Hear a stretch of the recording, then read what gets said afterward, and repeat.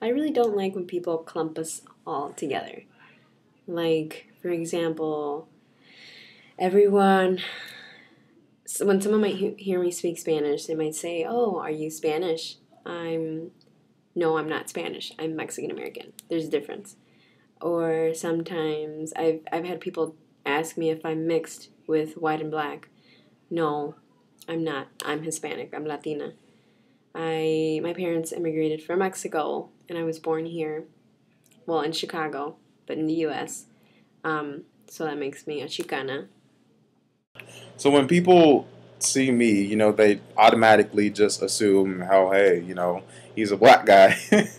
And I mean, that's understandable. I don't get offended or anything. I mean, it's understandable because of the color of my skin. But if people really took the time to know me as a person, and if we were ever like conversating about race or culture or anything, they would see, and I would probably declare that yes, I am Hispanic.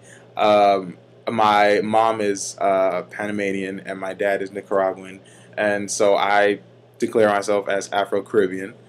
And it kind of saddens me that I don't know a whole lot about my culture. Um, but my parents do, they sometimes talk about how life was over there for them, what they had to go through growing up. And, they always keep on me and my sister and my brother so that we can, remember our Spanish and at least keep that aspect of our culture, intact so that we can pass it off to our children and they can pass it off to their children. And so, but yeah, I am Hispanic, and whenever people ask me what my race is, that's the first thing I say. I'm Afro Caribbean. My parents come from such and such, and yeah. So, woo. So growing up in the U.S. and being the only daughter of um, my Salvadoran immigrant mom, she always pushed for me to learn how to cook, learn how to clean, learn how to take care of the house. And I realized that she always pushed those roles more on me than she did on my brothers. And even like little things for my birthday, she would always buy me like, household items to clean with, or little plates to wash, or little knives, or little fake food to like kind of like cook with. And for my brother, she would buy like skateboards, or she would enroll them in sports. And I always asked why she would do that. But eventually, growing up, she told me that, you're going to have to do this for your husband, and you're going to have to do that for your husband, and you're going to learn how to be a good housewife. And I kind of like didn't agree with that, and realizing that, these gender roles are so embedded into our culture. I realized that the only way to kind of get away from that was to show her that I can get an education and that I can do more than just being a housewife and what our cultures have really told us to be or told us what to take on.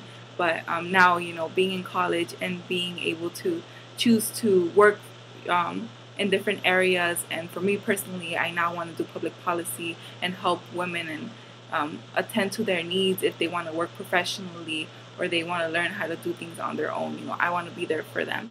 Both of my parents are Latino. My mom is from Puerto Rico and my father is from Mexico. And I'm proud of that. But growing up, it was kind of a struggle. I would oftentimes be made fun of because I used to say la guagua, and people would be like, "What's that? What's la guagua?" But it means bus, it's el autobús. But people just didn't understand that. And so growing up, it was kind of a struggle to realize, am I Puerto Rican? Am I Mexican? Or am I just American and not anything in between? But coming to realize who I am and learning to love it, I've realized that I'm proud to be a Mexican. I am happy that I'm both Mexican and Puerto Rican. I'm here to talk to you about the complications of being bilingual or having bilingual abilities. Well, one of the big problems I have is differentiating between lime and lemon. The problem that I have with being bilingual is that in Spanish, the grapefruit that we call in English lime is called limón in Spanish, and the yellow fruit is that we call lemon is called lima. You see, this is very difficult when you're bilingual and you're thinking in different languages, especially when you do the code switching, when you use Spanish and then English and Spanish and English, and you talk at the same time with different people, and then you're thinking in Spanish and then you're thinking in English, and then you we're speaking Spanish, we're thinking in English, we're speaking English, we're thinking in Spanish. This is very difficult. So, next time you hear me or anybody else who is bilingual call lime lemon or call lemon lime, please don't make fun of them because they're pretty smart, but when you're bilingual, things get complicated. What does it mean to be Mexican? First, let's start off with some of the stereotypes. Some of the stereotypes out there are that we're lazy, we're taking advantage of the government's help, and that we're taking jobs away from other people. How would you feel coming to a new country without any money and very little help? Well, Mexicans come to the U.S. to find work, but in order to get back on their feet, they must get help from the government to help their families out as well. Also, we don't take jobs from people. We take the jobs that people choose not to work in due to the lack of money that they would receive that we do. We're very hardworking people. We're very family-oriented, and we have awesome food. That's what it means to be Mexican. So growing up as a Latina and being a Latina myself, I like the idea of being able to cherish my culture as well as appreciating my ancestors and their past experiences, their struggles and their achievements, and how they influenced me to become the person I am today. I just like the idea of being able to connect with other cultures through language or traditions or experiences and just share each other's ideas or history, stories about who they are as today, why they are like that, and their ancestors, their history. It just, in a way, it's just exchanging stories and just celebrating who we are as the people we are today. I like the idea of being able to attune that to that world of being a Latina and being able to cherish it with others and just having that welcoming feeling of acceptance and just celebrating as individuals and what we struggle and come through to become who we are as today. So for me, being Latina is just being yourself and being proud of it. Alright, so one of the struggles that I have as a Latina and as someone that learned English as a second language is making sense of these words that have extra letters that I not pronounce. For example, salmon. Yes, I said it wrong. Why? Because technically there's an L there. It's S-A-L-M-O-N. So it should be salmon. But no, whenever I go, hey, like, I would like to have some salmon, they go, my friends go, you mean salmon? And I'm like, yeah, you know what I meant. I know it's wrong, but there's the letter there. So why put it if you're not going to pronounce it? For example, one time I also told my friend, oh, I would like to apply to the Peace Corps. I think it's really cool. Or AmeriCorps. And she went, you mean Peace Corps? And I go, yeah, but also, what?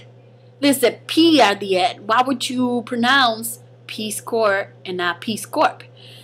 So that's what I usually struggle with when I try to pronounce certain words that don't necessarily sound the same they're spelled. So don't ever say knife. Like, I've never said that. But you can see how I would say that because there's a K in the front. Anyways, that's my biggest struggle when it comes to pronouncing certain words in English that in Spanish there's no problem with because we pronounce every letter that makes up a word. Like bicicleta. It is spelled exactly like it's written. So, or pronounced. Anyway. One of the struggles that I've had as being a Latino woman has been the struggle with my identity and the way that I look. I think most people, when they first see me, they think that I'm a Caucasian person. But once they see my last name and they see Ortiz, they're like, oh, she's Latina, or she's Latino, or she's Hispanic, or she has some type of Spanish descent in her. And then they assume so does she speak Spanish or does she not speak Spanish because she looks white? And I think that that's been the biggest struggle that I've had just growing up is I didn't understand, I wasn't sure, do I choose to say that, yes, although I look Caucasian, that I should identify as Caucasian, or because I don't look Latina, I shouldn't identify Latina, or I can't fit in with other people that are Latina or Latino in general. And I think that's a struggle that I face a lot. There are a variety of ways to define the term Latino. For me, it means having to acknowledge my origins and to never forget where I came from a cultural standpoint. I grew up in the United States for my entire life, and while I was adapting to the U.S. lifestyle, I also learned to maintain my Mexican heritage. Whenever I think of the term Latino, I always think back to family, because every time I spend time with them, not only do we communicate with each other in Spanish, but we also learn to embrace the different cultural aspects that make up the Mexican culture. I may not know what it's like to live life from where my parents came from in Mexico, but I'm glad that they are there to provide me the knowledge and stories of what life is like down there. I feel that being Latino also means having connections with relatives back in Mexico. That way we can share experiences from the United States and Mexico. Language, like the Spanish language, is very important to me and my family, and probably some of my friends. I feel like language is what kind of like brings us closer together. So I feel like the way that we learn it is very important, and the way we want to keep that culturally connected is very important. What I mean is like, let's say like high schools and like colleges, they really want to enforce academic Spanish, and then they're really focused on trying to use a wide range of vocabulary and correct pronunciation, punctuation, accent placement, and then it's like something that they become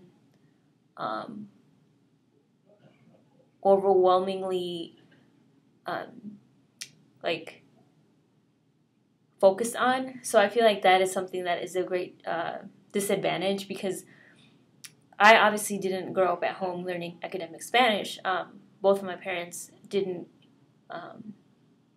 obtain a very high education level when they were in Mexico. So I obviously can't go home and speak academic Spanish, because it's kind of like a disconnect. They don't understand. They won't understand exactly what I'm saying. And I feel like that is something that professors and just teachers in general should look at.